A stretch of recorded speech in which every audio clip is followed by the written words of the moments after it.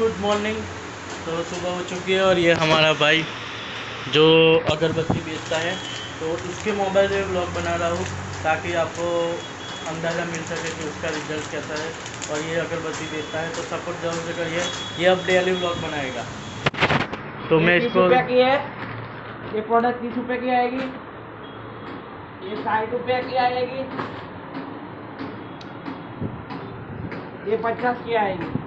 मेरे पास सब है। तो आप कांटेक्ट जरूर से करना, कांटेक्ट नंबर डाल देगा वो। ओके, कमेंट भी जरूर से कर सकते हो। तो सपोर्ट दिखाइए गाइस। हेलो गाइस, मैं राज भावसार हूँ। मेरे प्रोडक्ट लेके आया हूँ मैं। ये 60 रुपये का धूप है। ये 30 रुपये का धूप है। ये 60 रुपये का धूप 50 का है।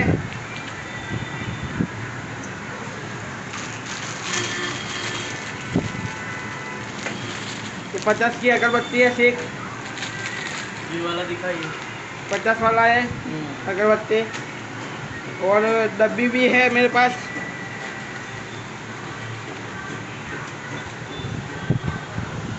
गाइस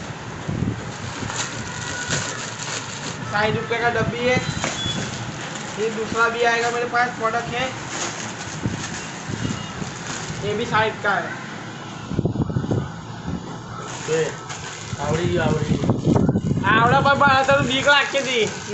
નહીં શરમાવાનું જ નહીં, બધો હું વિડીયો